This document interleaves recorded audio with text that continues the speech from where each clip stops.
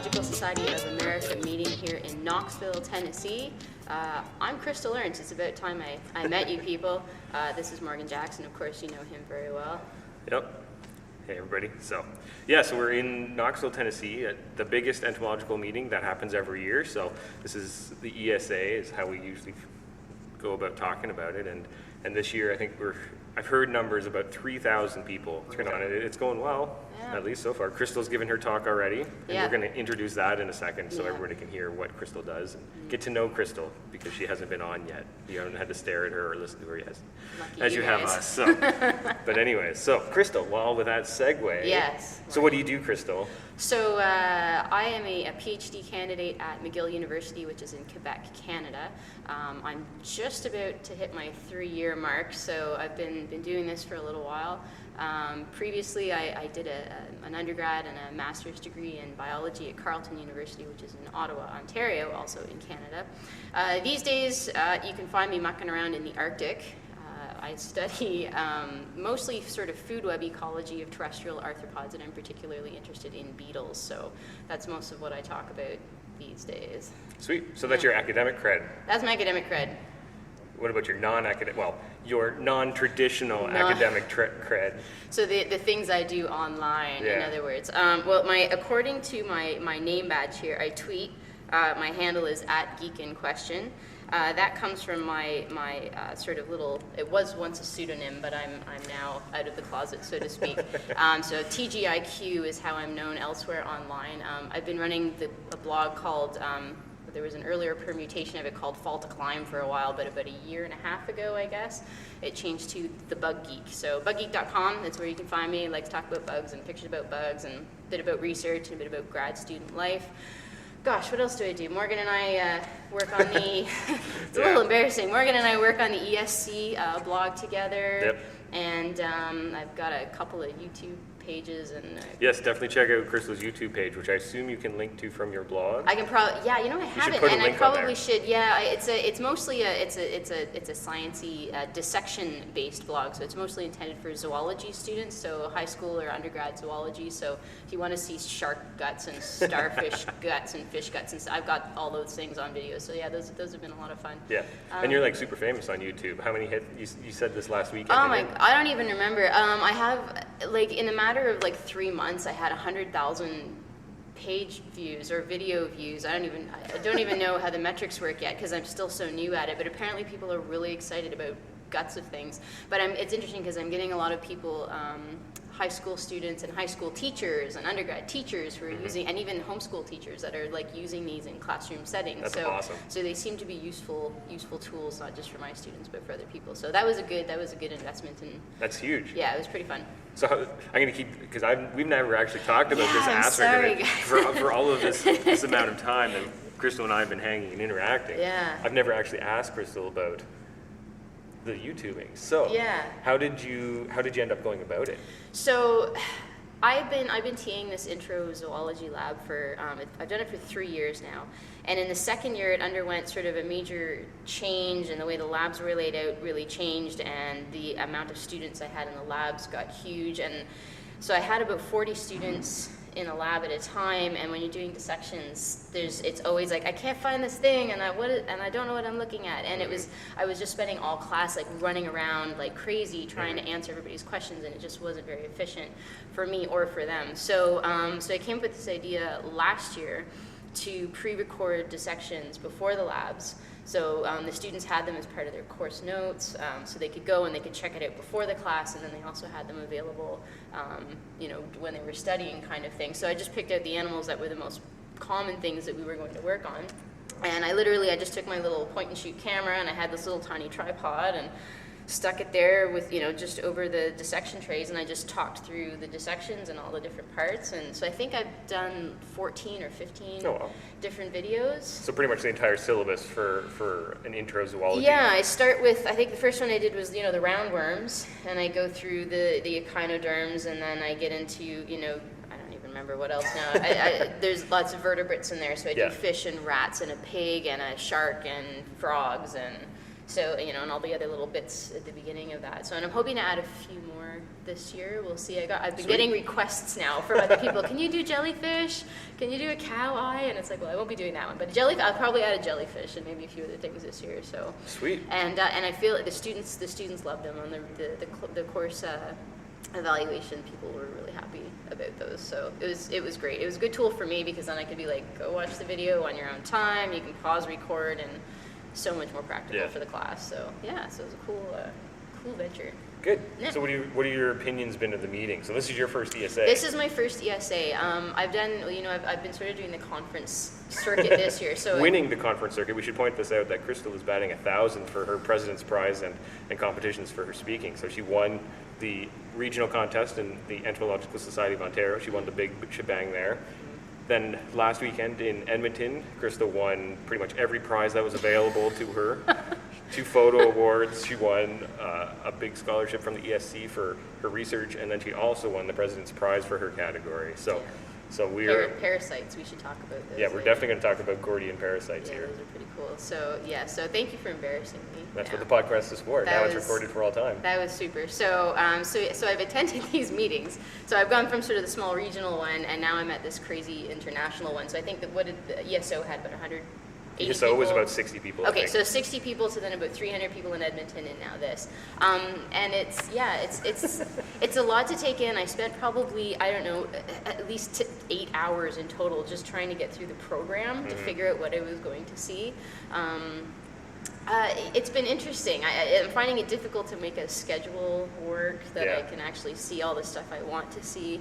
But it's cool to have so many people from so many different fields. Although I have to say, as an ecologist, there's not nearly enough ecology going on here. No, exactly. Where is the ecology? Yeah, and you could tell right away, I think, walking in, that there weren't going to be a lot of ecologists because there was a distinctive lack of polar fleece and cargo pants. And sandals. And sandals and sneakers and that sort of thing. So I broke the mold today because all the fancy students are wearing fancy suits and I'm wearing my blue jeans to present. Like a true entomologist. Like a true, I don't need to wear fancy shoes and pants to do entomology. But anyways, I'm judging now. I should stop that. But yeah, no, I think I've met a lot of interesting people, and I feel like I've made a few good connections, and it's been interesting as a Canadian to talk with American entomologists and American students to hear about. I'm going to eventually be looking for a postdoc in the not too distant future. So hearing about opportunities and funding and the weirdness of moving to the States and that kind of stuff. So it's been good for that. Yeah. So what do you think? What's your general impression of the meeting so far? Oh, it's been good. As hectic as always. Like this is my 3rd ESA now. Yeah. You don't have the. No, I don't have a fancy new ribbon. I got nothing. Member here. I got nothing. I might go steal some of them. I've seen some people with ribbons saying my ribbon is better than your ribbon. Really? I want one of those actually. I'd like that ribbon also. Yeah, I think they're down in the lobby. We should go steal one. We're gonna go get these ribbons later. Yeah. But sorry, carry on. Anyways, so this is my 3rd one. And it's the same hectic pace. Like the first time, you're just completely mind-blowingly overwhelmed by all the entomology going on at all times and all days, all times of the night. So it's true. Once you get through that first little triage and realize you can't see everything, and then you just start picking and choosing, and then you just start randomly sitting in sessions, then it's all good. It's just a little bit of a slight learning curve, but once you get it, it's a really sweet experience, and I recommend that anybody studying insects goes to something like this. It's pretty cool, and I have to give props to the people who have organized it, because so far I've found everything has been really smooth. Yeah. The facilities are good, and the volunteers seem to know what's going on, and no technical, I think this is the first time I've given a talk where there wasn't some kind of technical malfunction with the pointer or the PowerPoint or something. Everything has been, I have to give them a huge thumbs up for making our lives a lot easier as presenters. So definitely. Yeah, very nice that way. Yeah. And the other thing that's been neat for me here is running into people, we were talking about Twitter and all that, running into people from online. So there's been a lot of fangirling going on. We've met the bug chicks are here. Yeah, the bug chicks are here. People. We're actually going to take the camera. We're going to talk to the bug chicks later. So watch for that. Yeah. So a nice way to connect with people that we've been talking to online virtually for all this time. So putting a face to the avatar is pretty big. So exactly. So So anything else for now, or we'll cut off now and we'll come back later with some new guests. And we've been scoping out some people with some cool talks and cool science, and we're going to be dragging them onto the podcast. So I hope you like it. And again, Crystal's here, and she's here to stay. Finally, about time. Sorry, guys, it's been well overdue. So, so we'll talk to you. So welcome back to Breaking Bio. So we've got our first volunteer/victim here. This is Michael Naglee from Brigham Young University in Utah. And he's a third year, or if you're not from Canada, a junior. And he's here presenting some research. So we're going to talk to him a little bit about that. So what's your research on, Michael? It's on earwigs or Dermaptera, and particularly looking at the parasitic lineages within it. There's 16 species that are parasites, or two suborders. Sweet. So when you say parasitic, you mean like ectoparasitites? Yeah. So I think at some point in your talk you had the really hilarious slide. I laughed a lot, actually. I think I was the one laughing out loud that was louder than everybody else.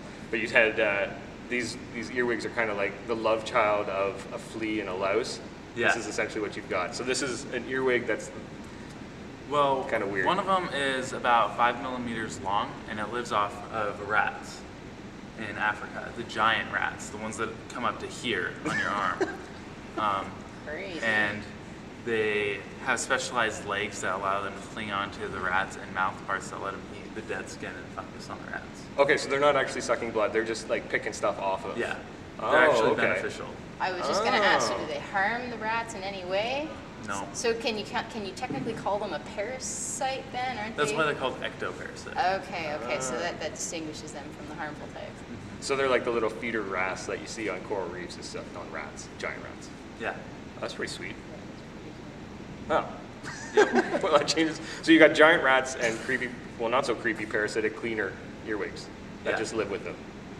And Oh, that's really cool. do you- There's also a group that does the same thing with bats in Malaysia. They're a Oh. lot longer though. They're about 25 millimeters instead of 5. That's a really big earwig. Yeah. And they just, so how big are the bats that are on? Like, are they like They half the length they of aren't bats? as closely associated with the rats. They don't like ride on the rat or Oh. the bats. They're mostly found in the caves. But they Oh. do eat the skin and skin glands. So they really are like the coral reef. They just hang out, and then when the bat comes up, they climb on and kind of comb through, pick out Yeah, some stuff. the relationship between them isn't super well known. Oh, okay. So, still trying to figure that one out. There's only 5 species of those, Oh, the bats. So, that's really sweet. So Yep. so you found those ones that was in Malaysia, you said, and the ones on the rats were in. Africa. Okay, so can we find anything cool like this, like up here in North America? Does that happen? No, not that I know of. Yeah. Sorry. That's a shame. Is there anything like even remotely similar? I've never heard of earwigs that I had no idea that earwigs did this. When you were talking about parasites, I thought you meant like parasites on the earwigs. But so, are there any other groups of earwigs that act in this bizarre kind of way, or anything? Just those Wow. 16 known species. How did you find out about them? How did you get into this? I actually was told about them. That works. So that's how I found out about them. And then we had someone send the species to us, so So you I got didn't collaborators. actually get to go out. Yeah. Not yet. So Not you're yet. still an undergrad. So if you were to go on and do grad work, would you want to keep doing this, or you want to move on to something else? I'm not sure what I would want to do for I grad was work. like- I'm still figuring that one out. I have 2 years to figure it out. So Fair enough. Yeah, you're way ahead of the curve on respective on many Yeah, I undergraduates. don't think I was giving talks at international conferences in my second or third years. I was struggling with midterms in my second and third Yeah, I years. think I that was sounds not even in about a right. lab. Yeah, So I know. I'm still doing that too. I still struggle Yeah, with okay. midterms. Well, it's amazing. yeah, that but you're able to- you're doing research on top of it. That puts you in superstar category in my mind. So that's pretty awesome. Well, thank you. Yeah. So what have we'll just do a quick wrap up. What are your thoughts of Knoxville this year? I like it. I like learning about other people's research. I like looking at how science is moving forward. It's fascinating to me. Mm-hmm. Sweet. Yeah, it's a pretty good meeting that way. So, anything else you want to tell the world? No? The world being our small viewership? No, that's it? Awesome. Well, thank you very much for stopping by and talking to us about all your work and cool, crazy, and not as scary as I had thought ectoparasitic earwigs. So I'm less terrified now. So, anyways, No thanks. problem. Thanks very much. That's awesome. Thanks. We'll see you around. Okay. Hey, everybody. We're back again with our next victim. Is that what we're calling them now? I think so. This is Sarah Laboda. She's actually one of my lab mates at McGill University, and Sarah's been working on an amazing master's project, and she's here to talk about something that is very near and dear to her heart. And what is that, Sarah? Spiders. Spiders. And why don't you just introduce us? Who do we have here, Sarah? This is your new pet. Yeah, because we are still in Knoxville at the ESA, and there was like BioQuip, I think, Yes. that sells some live spiders and scorpions, and I fell in love with him or her. We don't know yet. You have to wait for it to grow up a little bit more still. Yeah, because I want to call her Dorothy, but maybe for a man it's kind of awkward, so Yeah, we gotta wait. we'll have to wait and see. So, okay, so in addition to buying spiders, which are particularly awesome, by the way, at conferences, what do you do in terms of spider stuff in your sort of day-to-day researchy life? Life. Yeah, or lack thereof, being research and all. Tell us a little bit about your work. What do you do? I studied Arctic spiders with you, actually, for the project, the Northern Biodiversity Program. That was, we went on the field in 2010, 2011 to collect some arthropods with pitfall, pen trap, melizy, and some sweep. And I was the one working on spiders. And I was working on patterns of diversity, so where we can find the species and why. So, so I think a question that a lot of people will maybe have is like, really, there are spiders in the Arctic? Like, how far north are you finding these spiders? So the northern we get was at 81 degrees, so almost like 800 kilometers from North Pole, and we found more than 3,000 spiders within 10 days. So I guess 3,000 spiders, like individuals, in 10 days? yeah. That's a lot of freaking spiders. Yeah, so it's, I think it's way more than people think. And when you go in the Arctic and you walk, you just can see all the spiders. It's just a carpet of spiders.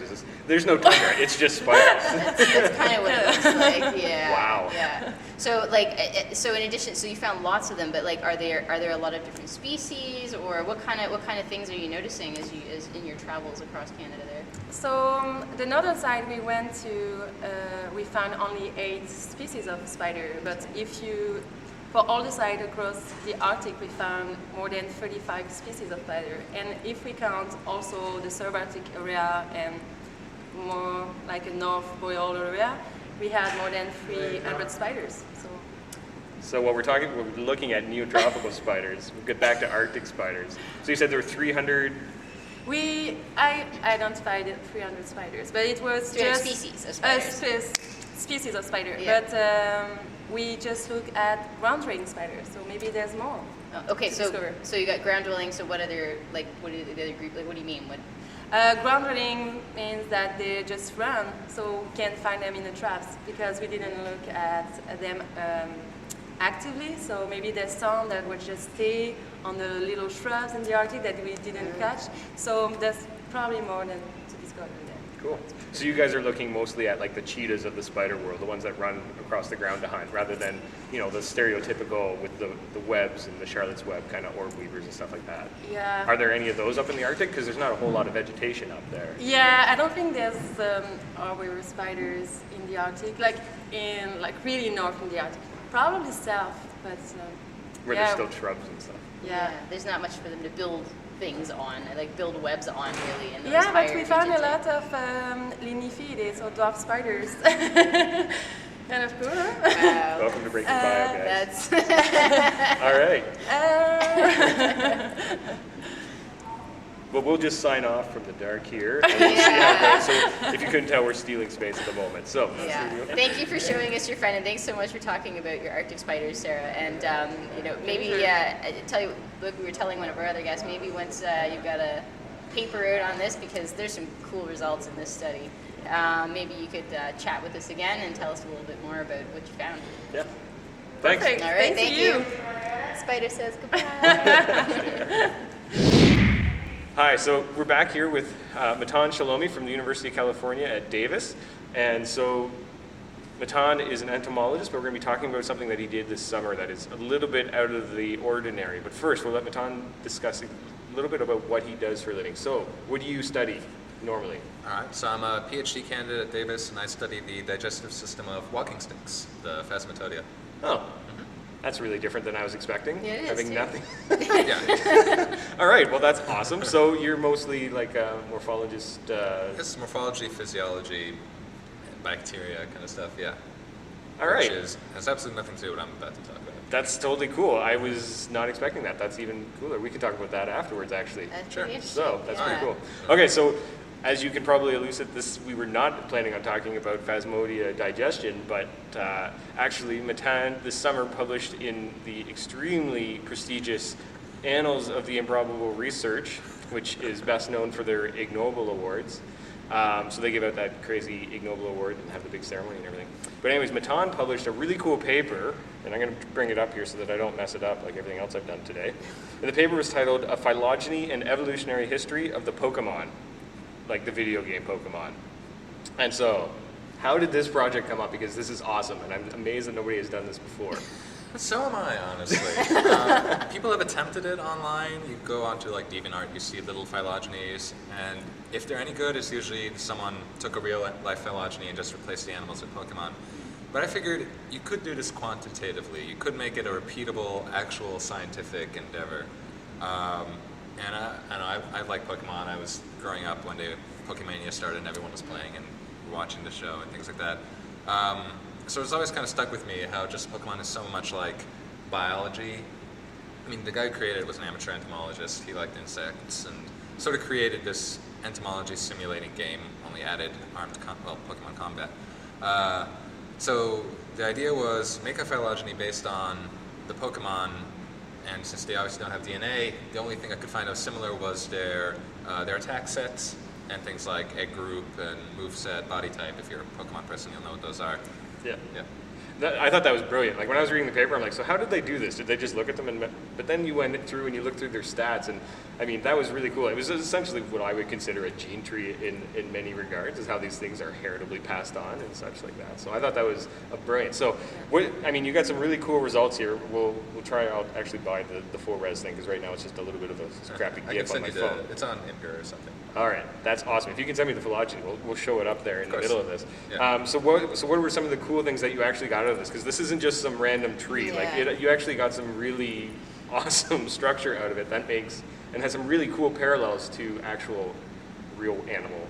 Well, that's the thing. I didn't expect the tree to work, but it did. But it did. You plug in just their all these attacks. I mean, we use an actual phylogeny formula, Mr. Bayes, and all these other software. Ran it for about a day, 16 million generations, and we get this tree that just looks like a real tree. Pokemon life seems to have evolved in the water, just like our life. You start with the water types, and then terrestriality evolves from that. A lot of the different, I guess you call them clades of Pokemon, do seem to come together. Yeah. So cat type Pokemon. What was I saying? Yeah, so the dog type Pokemon all seem to come together, and the cat type Pokemon are close together, and the fire types all evolve from within the dogs and things like that. And you get your transitional species, so you have Venusaur and Sawsbuck, the normal grass types, kind of look like animals with plants growing out of them. Those are the transitions into the whole plant type clade. So it works, which doesn't make sense because it's all fake. These are not real animals, but either intentionally or not, the people who were designing the movesets made it. A true evolutionary. So it works, yeah. So that's cool. So getting back to Venusaur, because I thought that was really cool that you had this really awesome transitional thing. So to bring this back to the insect world, could we possibly see a correlation between Venusaur and, say, some of these aphids that are incorporating, chlorophylls and algae and stuff like that? Do you think this is a symbiotic relationship that eventually spawned into the super successful plant-type Pokemon? Possible. Actually, well, a lot of the Pokemon are based on real-life animals. For example, there's Paras and Parasect. Do you know those? Yep. I would call those cordyceps, personally. Yep. I mean, it's this arachnoid creature with fungi growing out of it. That's pretty cordyceps to me. Yep. And when you actually look at a lot of them, the animals, the fish, they all seem to match, especially if you know your Japanese animals. There's a lot more parallels, but you have Beedrill, which is very obviously the Japanese hornet, the giant one. The butterflies all seem to match these Japanese organisms. The guy who created all this, they definitely paid a lot of attention to biology, and there's a lot of real-life animal inspirations in the Pokemon, and it's really fun to find them. Yeah, for sure. I thought it was an absolutely brilliant paper, and the fact that you got so much actual resolution that made sense and had so many correlations, I thought was just freaking awesome. So that just blew me away when I read that. So you guys need to be commended. So are there any future plans for the next step in Pokemon taxonomy and systematics? Are you going to revise, the fire type Pokemon? Because I know there's a lot of really weird names, and you brought it up in the paper about, some Pokemon were described off the males and some were females, and they're really the same. That could be problematic. Yeah, the whole Queen Nidoking thing. There's, I mean, it's just like real taxonomy, which again is why this is all so funny. But like, you get like the splitters and the lumpers, and like you get these like the sexual dimorphisms that people misidentify as different species, and that seemed to have happened in the Pokemon phylogenetic history. And I talk about that a lot in the paper. I just try to. The whole thing is delivered straight face. It's like It really is. It's awesome. yeah, like all these like problems in the taxonomy and the problems with youth using Pokemon as fighting and that's threatening their conservation and all these other things. It was a real pleasure to write it, and I'm just glad I managed to get this in. Is the fourth co-author. So I wrote this along with two other entomologists in my department, and the fourth co-author is Yukinaro Okido, which in English would be Professor Samuel Oak from the Pokemon games. We used his Japanese name because his name I figured that might go a little bit easier with the editors, but they pulled that in. Because they were really worried about, science being done here, not making fun of science. You wouldn't want them to poke fun too hard. Oh, heavens no. And on some probable research, they published a taxonomy of chia pets. Yeah. They did. You guys are way above that. Like, if you guys don't win the Ig Nobel, then I'm totally... Well, the Ig Nobel is real research. That's the thing. I mean, I fully consider this real research. This is testing phylogenetic concepts. Now, I have a question though. Have you been challenged on your results yet? Has anybody come out there and... I have actually. Well, the problem is it violates Pokemon canon. Like, there are a few things here that don't seem to make sense within the storyline. I mean, I haven't gotten any, like, hate mail from the Arceus creationists, but That's good, that's good. But I want to get this thing all spread, so I tried to post it on like Pokemon forums and things like that. And some people do take issue with it. A lot of it is, I mean, there are some things that don't make sense, like what are the bats doing in with the bugs? Golbat, Zubat group. I mean, that's just long branch attraction. I can't help that. But no, there are some conclusions people don't seem to like, and I'm like, well, make your own phylogeny. I mean, I would love to see people writing responses to Annals from Probable Research. It's like, no, this phylogeny is wrong. Here we used, what do you call it, more neighbor joining things, so we got this, we got that. So I would like to see more research on this, but wouldn't that be a terrible waste of resources? I think it's a fantastic use of resources. If it gets kids thinking about phylogenies and taxonomy, I think it's freaking awesome. Yeah. Well, and also I was going to ask, like, has any of this work become useful to you in terms of like your real research? Like, not that this isn't real research we've discussed, but yeah, have you used any of these tools or these approaches or anything? Has it become a useful exercise for you or for people in your lab, or is it really just for fun? So the actual making the tree that was done by one of my co-authors, I gathered all the data, which was an enormous pain in the butt, but he ran the genetic analysis. What this has done is I work at the Bohart Museum of Entomology in California, Davis, open to the public Monday through Thursday. And we have gotten people coming We'll put the website up, don't worry. We have gotten people coming into the Bohart Museum specifically to see the tree. We have it all printed out and great. laminated. That's And people are coming awesome. in just based on this Pokemon paper. It's like, well, we have other stuff in the museum. We have some live insects. Some you can real play things with, that you go over. But sure, while you're here, here's my tree, and let me talk about it. Well, This that's is actually a funny. really cool way of like, sort of tapping into sort of a more, socially, accessible phenomenon and like different age groups as well, and like drawing them into the museum where you can show them other science, right? Like that's a neat link that you're How they making can do there. it for real for an actual career. Yeah, Like, you can yeah. do this for real with real organisms. That's Well, pretty thank God. cool. There were a few actual papers, including one I saw in American Entomologist about scientists sort of lamenting how kids are so excited about Pokemon, but there's this real world out there. It's like instead of like catching fake animals, go out and collect the real ones and study the real ones. How kids can memorize like 150, 400, or up to like 693 Pokemon and all their moves, but they can't really remember the Latin names of different The creatures. seagull that flew past their window while they were playing. Yeah, Yeah, yeah, yeah. exactly. Yeah. So I can understand the lamentation, but at the same time, Pokemon is so much fun. I feel like baby steps. People will start with Pokemon. It's the gateway to the sciences. I think that's a Pokemon is great gateway game. I know it was for me. I mean, I'm not going to lie. I mean, I played Pokemon when I was a kid, and then I grew up and found out I could be an entomologist who goes out and collects and studies these things the exact same way. I'm like, I'm sold. I'm in. I think I started with the opposite. I always want to be an entomologist, and I was like, wait, Pokemon is like entomology. Awesome. I can start early. Sweet. That's so cool. So cool. So one last question, which I think we need to get under the wire is, what did your advisor think of you guys dinking around with Pokemon in the lab? I was doing this on my off days in the weekends when I wasn't at work, so I didn't mention it. My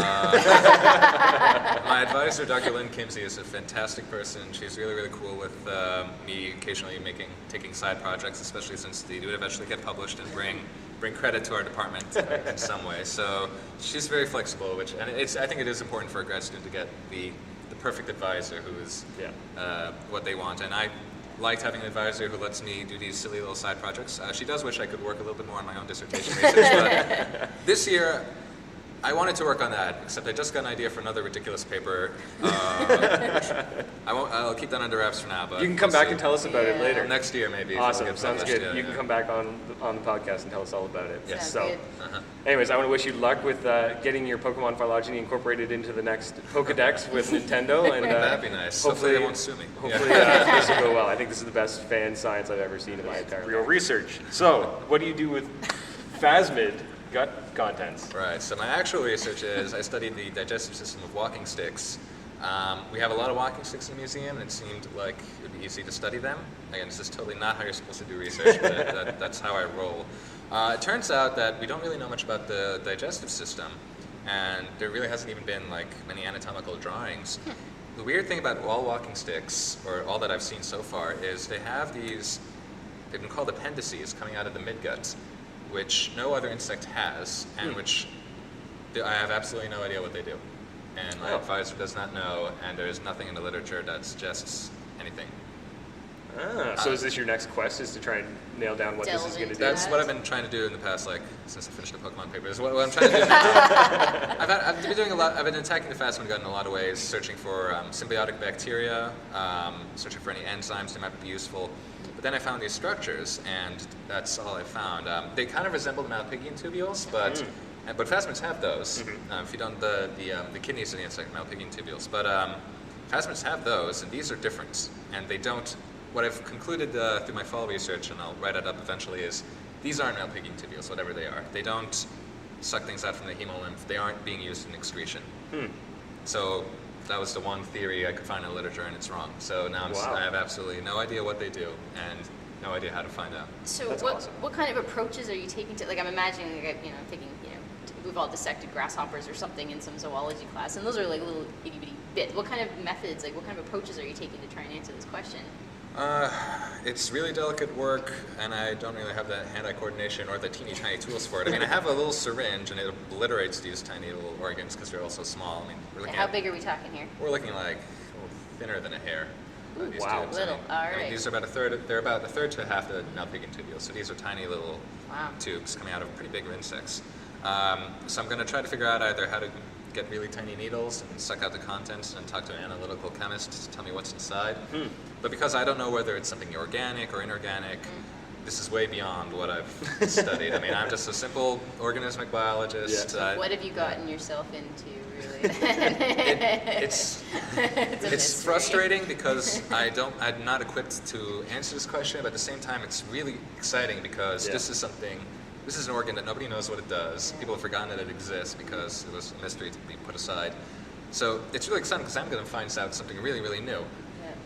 I just don't know how to find that out yet. Do you have any guesses? What is your gut? It's harder to be punny here, but what does your gut tell you about what's going on here? What do you think? I'm going to check soon to see if they might be harboring microbes. The phasmids don't seem to have symbiotic bacteria, but again, I don't know. I really have no idea what these are. There's something in them. There's a fluid in there. So they do something, but I don't think it's excretion, or if it is, it's really precise. I mean, I'm baffled. This is a little mystery. That's awesome. And it's mine, and nobody else can study it until I'm done. That's fair. That's So if you've got any ideas on what you think you're doing, Cut it just out. get out. Just send it to Cut me and vanish quietly. Yes, exactly. Very cool. That's very cool. And that's the great thing about entomology is you stumble into these kind of things all the time, and then you completely derail from what you had originally thought you were going to do. So I think we can all relate to that on some level. Yeah. definitely. Yeah. That's fantastic. So good luck with that, and I hope that works out for you quite fast before any of these jokers may come up with anything. But I think you got it. I think you got them now. Yeah. So sorry, one more question. Are you doing this with dead pin specimens, or do you have live specimens you got to do? Oh no, I just have to be alive. Right. I mean, So this just is dive a dribbles moving organ, so I need to see what it does in vivo. So they're alive when you dissect them? You just kind of split them open and... That's gruesome. I usually behead them first. Gently. All right. Gently. Okay, well, there we go. So that's how you do it. Yeah. Hooray for no animal care protocols. Yeah, It's an invert. It doesn't count. Yeah, it no. doesn't count, but I try to be nice to them when I can. There you Awesome. go. We appreciate that. Thanks for time. Yeah. Thank you very much. Hi, so we're back here, almost near the end of the conference, and right now we've got Nick Tatarnik from Macquarie University in Sydney, and Nick is semi-famous in Canada. He's been on TV for CBC and with Nature Things with David Suzuki, playing with tree hoppers in Amazonia. But today, Nick's going to talk about, we're going to ask Nick about traumatic insemination, because I know that Tom is a big fan of stabby cock daggers. And I think he'll get a kick out of this. So, I see. And on that note. yeah, exactly. Over to you, Nick. So, traumatic insemination in plant bugs. How's that go? Oh, it's quite horrible, actually. It's, males have hypodermic penises, and they stab the female through the abdomen and inseminate their bloodstream. And females have evolved essentially new genitalia on the side of their body to deal with the costs of damage and infection. So you say that it enters the bloodstream. So how does it get from bloodstream to like where the reproductive stuff actually takes place? Well, that's a fine question. I thought so. Yeah. Really original. Yeah, didn't ask this a couple seconds ago. So the male, the way it works is the male has a hypodermic intromittent organ, and he stabs a female in the side of the body. In some species, there's no modification at all on the female, and in others, they have some sort of a guide or a channel or even a copulatory tube that guides the male to one area where the damage would occur. And underneath that external surface area where they're punctured, whether it's a guide or a tube or something, there's often a big bag of immune cells. And this is basically the immune function of this structure is to clean up the sperm and get rid of any pathogens or garbage that comes in with it. And then the sperm diffuses out the back end of this organ and enters the general bloodstream, so into the hemolymph. And I'm pretty sure in bed bugs they've done some studies where they've sectioned individuals after mating, and they found sperm in various parts of the body, up in the head, leg, and so it sort of goes everywhere. But it does. It's a problem. Yeah, it is a problem. But at This least, sounds very inefficient. yeah, it does. But at least some of the sperm are smarter than others, and they sort of head in the right direction. And in bed bugs, they seem to form an aggregation that heads towards.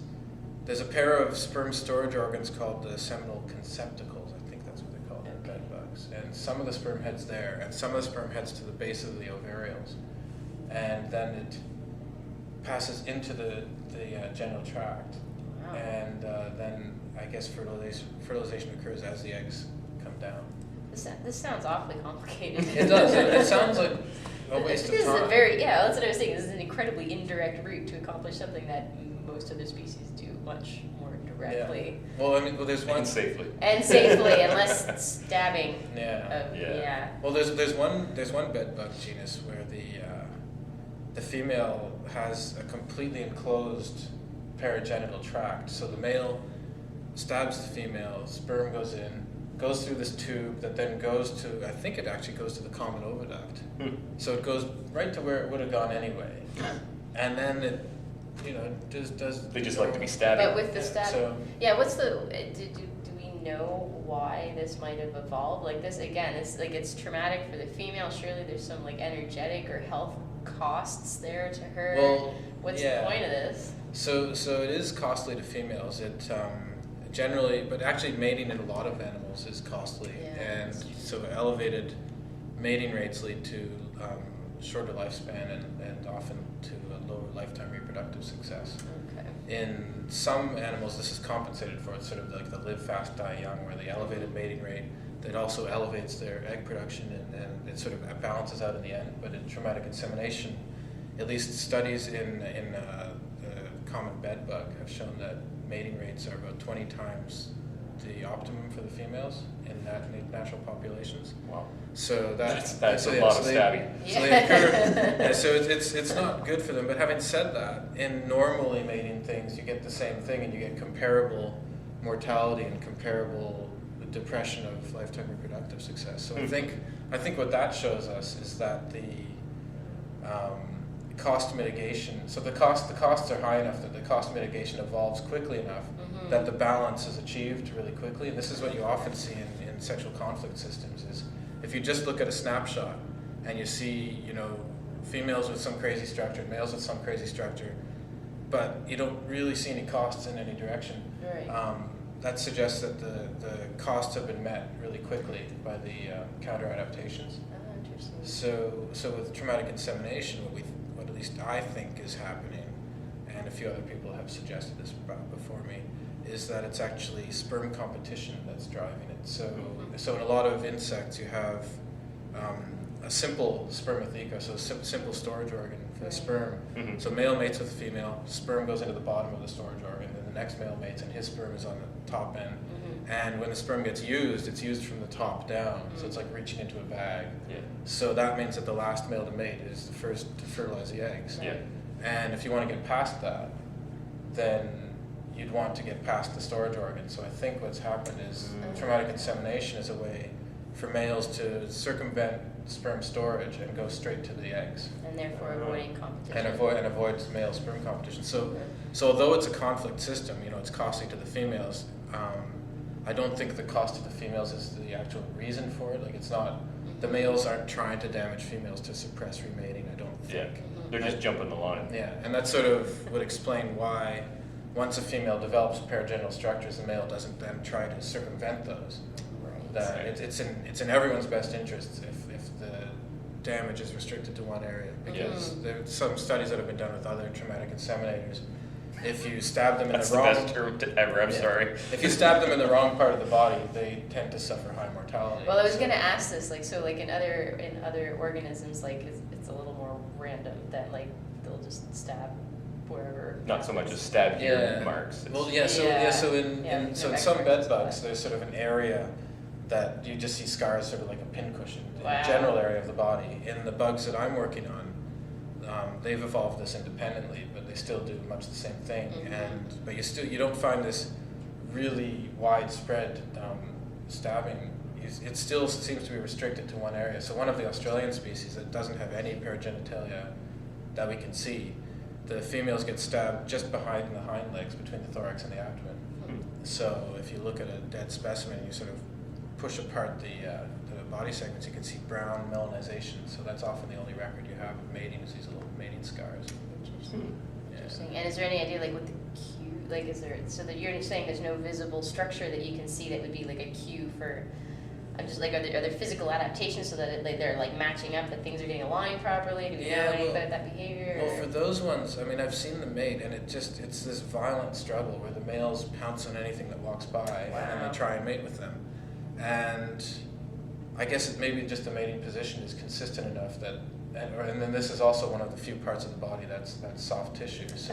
So if they're stabbing and they're hitting cuticle, they won't get through. But as soon as they hit the membrane, they'll get through. And the most accessible intersegmental membrane that they would go through is actually between the first visible abdominal segment and the next one. And that membrane is actually sclerotized in these guys, so that would have been the other place that they would go for, but because it's hardened, they have to move up the body, and that's where they get to this abdominal thoracic area. That's pretty cool. Wow.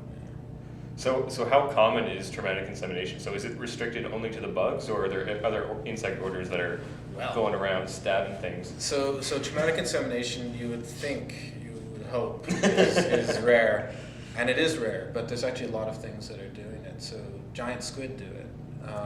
Onychophorans, those velvet worms, they do it. Strepsipterans do it, the twisted wing parasites. Wow. Anthrochorids do it, they're related to bed bugs. There's a couple of other bug groups that do it. There's a nabbit, it's another bug group. They practice traumatic insemination, not through the side of the body wall. They actually enter the genital tract, and then they have a spicule on the tip of their adiagus that punctures the side of the genital tract. The sperm leave the genital tract, parallel and swim along the outside and then re-enter.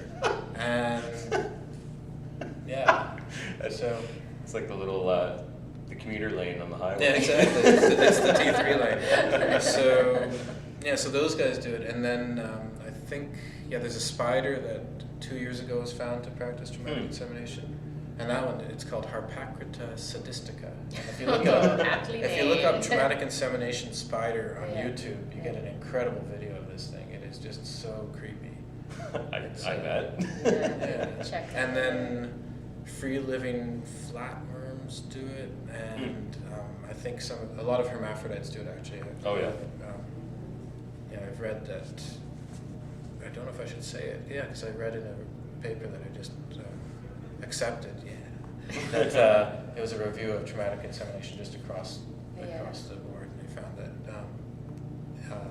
hermaphrodites have a way higher rate of traumatic insemination. Yeah, so lots of these wormy little gooey things seem to be stabbing each other, and because the hermaphrodites are actually doing each other at the same time. That's right. Mutual. Doing each other, I think, is Mutual That's destruction. the Yeah. is the technical technical term. term. Yeah. So it's more common. So it sounds like this is a fairly common thing. Yeah, Weird. yeah. And I think it's all about sperm competition. That's pretty cool. Yeah. Not wanting to stay in line.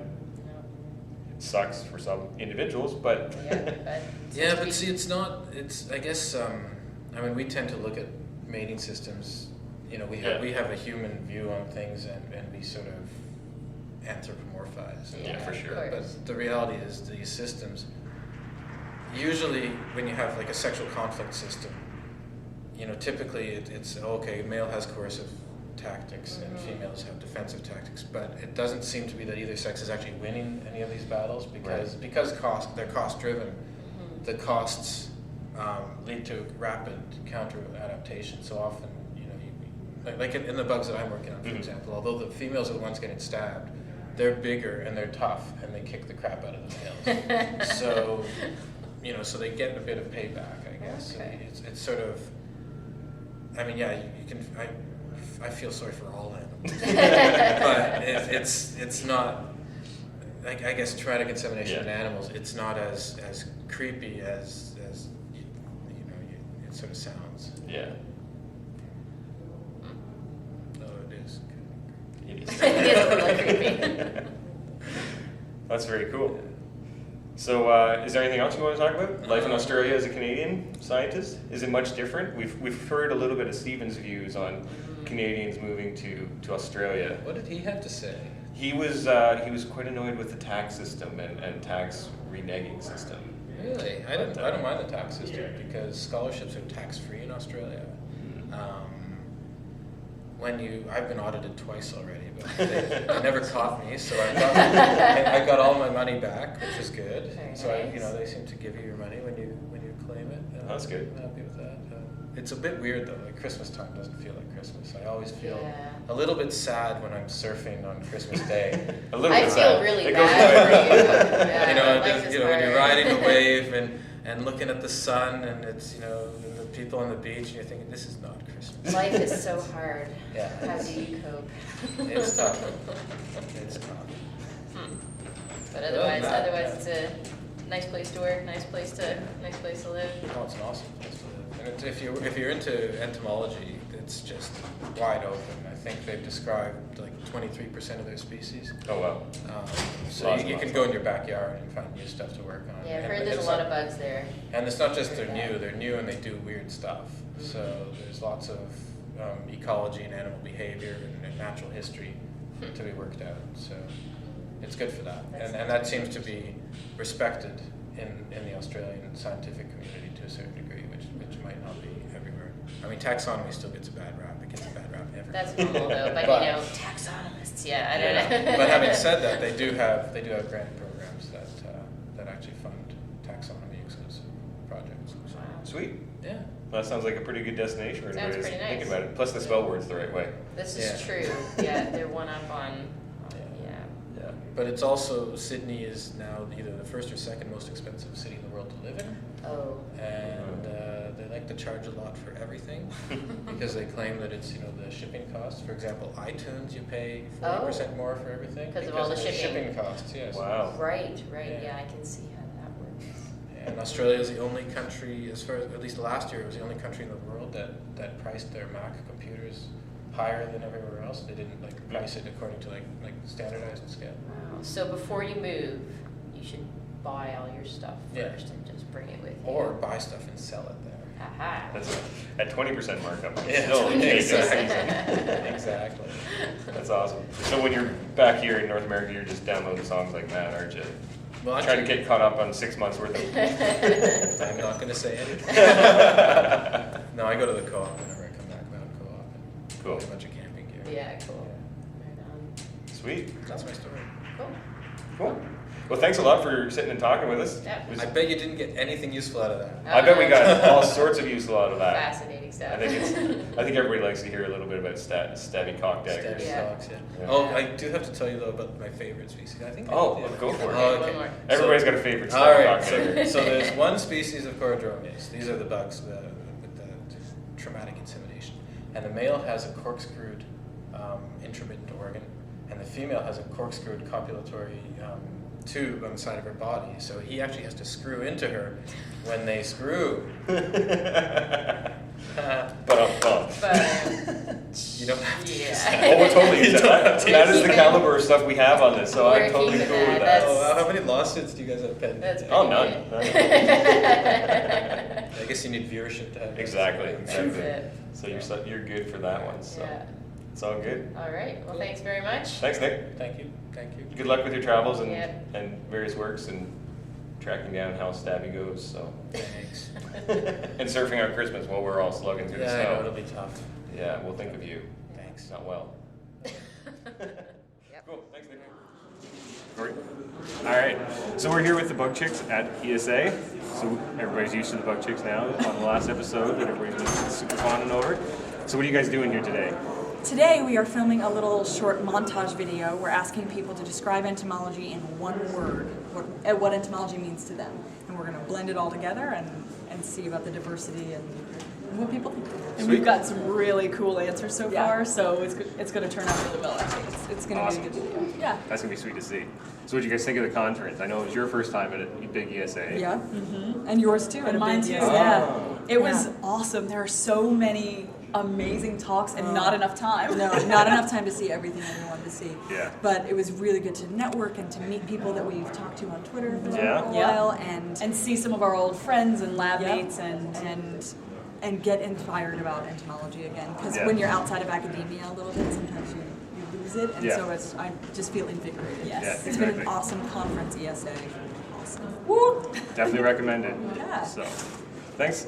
Thank you. Thanks. Have fun with your videos and We come will. back on the podcast sometime. Yes. Yes, Breaking definitely. Bio rocks. Awesome. It's awesome. Great. Thanks, girls.